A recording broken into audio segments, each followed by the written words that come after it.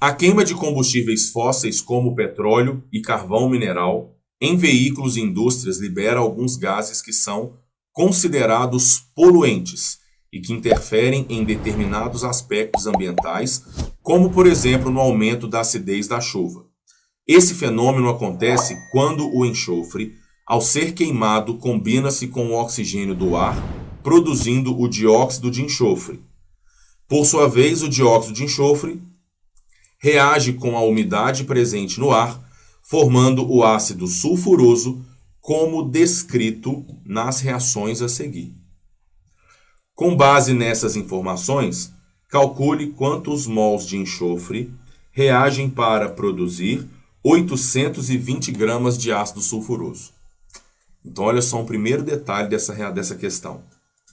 Ele quer saber quantos mols de enxofre, S, reagem para formar 820 gramas de ácido sulfuroso, H2SO3. Então, existem em estequiometria algumas situações na qual a questão vai me dar mais de uma equação. E o fato é que, se ele me deu mais de uma equação, é lógico que uma depende da outra.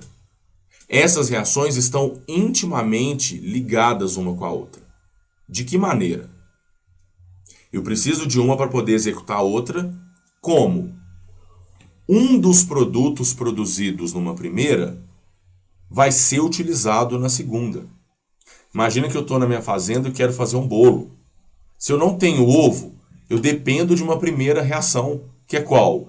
Eu dependo que as minhas galinhas botem os ovos para que eu pegue esses ovos e utilize para fazer o bolo na minha segunda. Isso quer dizer que eu tenho que me atentar que sempre alguém que é produzido numa primeira reação vai ser utilizado em uma segunda. E aí, o fato mais importante, percebam que eu marquei a questão, sempre que tiver uma questão de estequiometria com mais de uma equação, pode ter certeza que a questão vai estar dando ou pedindo alguém da primeira com alguém da segunda. Nessa questão, ele quer saber a quantidade de enxofre para produzir o ácido sulfuroso que está lá na segunda equação. Então, a dica é a gente somar essas equações e fazê-las virarem apenas uma. Como? Somando elas, como soma equações na matemática. E aí, a gente só tem que tomar cuidado para um pequeno detalhe, que aqui foi até de boa. Essas equações já estão balanceadas, uma independente da outra. Mas nessa situação, pode ser que a gente precise dobrar, triplicar uma ou outra. Mas como que eu vou saber se eu vou precisar dobrar ou triplicar ou até mesmo dividir uma ou outra? Eu vou ter que me atentar a esse participante que é produzido na primeira para ser usado na segunda. E eu preciso sempre garantir que o coeficiente estequiométrico dele seja o mesmo nas duas. Ou seja, se eu estou usando lá 1 na segunda, tá vendo que tem um 1 aqui que não está aparecendo? Eu tenho que produzir 1 na primeira. Se por acaso eu tivesse 2 na segunda e só 1 na primeira, eu teria que dobrar a primeira toda. Para quê? Se eu estou usando 2 na segunda, eu tenho que produzir 2 na primeira. Esse cara, esse SO2, ele vai ter que ser cortado no final das contas. Então, como o coeficiente estequiométrico dele é o mesmo nas duas, eu vou simplesmente somá-las, de modo que, olha, o S vai descer, mais o O2 vai descer antes da seta também, mais a água antes da seta vai descer, e o SO2, que é reagente na segunda e produto na primeira, a gente vai cortar ele. E isso vai produzir o único produto, então, o H2SO3 desce. Se a gente perceber essas duas equações, essa equação, né, que a gente chama de global, já está balanceada. E percebam que agora enxofre e ácido sulfuroso se encontram na mesma reação, na mesma equação. Então agora ficou fácil.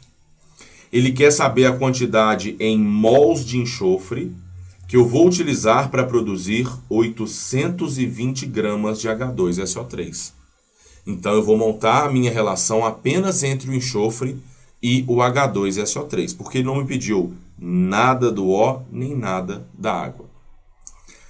Eu sei que quando eu reagir 1 mol de enxofre, eu produzo 1 mol de ácido sulfuroso. Não precisava da massa do enxofre, eu vou comentar, mas eu vou escrever. Tabela periódica, 32 gramas por mol. Como eu estou reagindo só 1 mol, então são 32 gramas. A massa do ácido sulfuroso, o O é 16 vezes 3 dá 48, com 32 do enxofre dá 80, com 2 da massa do hidrogênio, 82 gramas por mol. Como aqui está produzindo só 1 mol, então são 82 gramas. Ela quer saber quantos mols de enxofre eu preciso para produzir 820 gramas.